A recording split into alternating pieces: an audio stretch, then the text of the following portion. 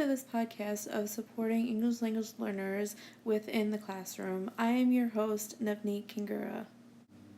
Today's podcast will be focused on the book Using the Language Experience Approach with English Language Learners, written by Denise D. Nessel and Carol N. Dixon. Our objective for today revolves around identifying several strategies for engaging English language learners and developing literacy. So getting into what is the language experience approach, this approach uses the student's own vocabulary, language patterns, and background experiences to make reading more meaningful and enjoyable. More specifically, the teacher and students discuss an experience in which all have participated in. For example, a field trip, a project, maybe a trip to the grocery store. As the students express their ideas, the teacher will guide them into a dictated account, meaning the teacher will record on a large chart paper what the students have expressed in their small group or as a whole classroom. Then the teacher will read the account to the students and model the sound of fluent, expressive reading. Students will then begin to recognize vocabulary and develop decoding skills, phonics, and structural analysis. It is very important for English language learners acquiring the language to use their own experiences as a catalyst for reading and writing. This creates a purpose for reading and makes it more meaningful and enjoyable for the student. On this slide, I have included a chart of the characteristics of English language learners.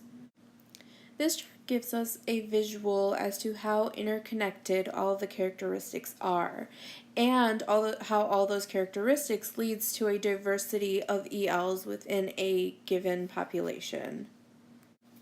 One thing that the book talks about is how there can be two students from the same country, but the way they acquire language may be different based off of their background. And by that I mean one student may be from a more affluent neighborhood in their home country where their parents have had access to education versus another student whose parents may not have had the same type of opportunities. And this diversity has a great impact in the way students quickly and efficiently acquire language. Unfortunately, due to the vast spectrum of diversity within a given population, the school may not be knowledgeable about the differences among their students in a classroom setting, and therefore the teacher may not be aware as to what level to differentiate her instruction. One of the main strategies mentioned in the LEA approach is to create a dictated account. Before creating the account, the students must engage in conversations about a shared experience, then listen to each other as they take turns talking about their experiences. Now moving into creating the dictated account, the students will orally share their experiences as the teacher records their statements on chart paper. The teacher and students will then read their dictated account aloud several times. After creating the dictated account, on successive days, learners will reread the account with the teacher's help and on their own. Then, developing word recognition strategies, students learn to use context clues, phonetic analysis, structural analysis, and dictionaries to identify unfamiliar words. Then the students use the dictated account as a segue into their own writing. Next, I made a comparison chart so you can see the differences in instruction and differentiation between a student who is a beginner and a student who is intermediate. A beginner is an individual of any age who cannot read or write English and has few oral skills. An intermediate student progresses towards understanding and communicating a few sentences in English. So, strategies for a beginner. Beginners need a lot of visuals of words, pictures, dictionaries, flashcards, acting out significant events such as a visit to the grocery store, record a dictated account, highlight important vocabulary, match vocabulary to pictures, relate experiences from the United States back to their home countries, which can be really beneficial when creating content to be more meaningful in the classroom.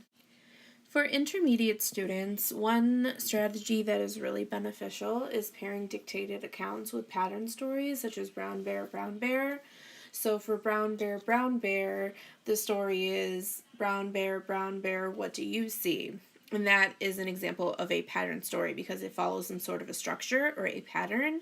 So repeating that out loud with the students and also pointing to the words of Brown Bear on chart paper, and then having them repeat it as well is beneficial because then they take that pattern and then they insert their own lines or their own words.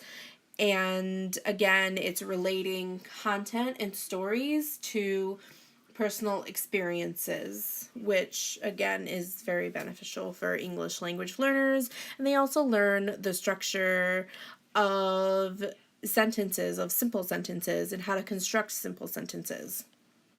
After the students have created a dictated account based off the pattern story, the next step would be to incorporate writing, such as drawing a picture that matches the story that they have just created out of the pattern story. The next is teaching experienced or advanced learners. Teaching advanced learners is similar to intermediate. However, the teacher works with the students to rephrase their dictated accounts to reflect proper conventions of English. So for example, my friends is in the beach. Encourage students that this is a good start, but we use are when we mean more than one. We also use the phrase at the beach. Then have the students repeat the corrected sentence a few times until they understand the concept and move on to the next. Provide students with copies of the revised account and read the completed account orally. This will allow students to visualize their constructed sentences and start getting into the habit of using proper conventions when speaking and writing English. Important things to note about the LEA approach. Vocabulary and word recognition are the most important components of the LEA program. Incorporating reading and writing based off of a student's experiences is very meaningful and effective when acquiring a second language. And also, English language learners are all diverse in their English language skills, and activities within a classroom should be accommodated as such. I think a big mistake that teachers make in the classroom is assuming that all English language learners have the same skills or are at the same level, which is untrue. Which is untrue of most of our students in class. No one is at the same level. We have a lot of students that are high, medium, and low. And our activities and our instruction should be accommodated as such. Same thing goes with English language learners. No one is at the same level.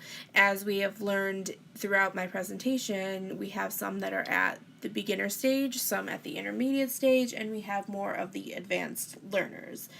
And that is something to take into consideration when planning and prepping for students in the classroom. Thank you for joining me on supporting English language learners in the classroom. I hope that you can take away some information to use in your own classroom, and this will be beneficial to you. Thank you, and have a wonderful day.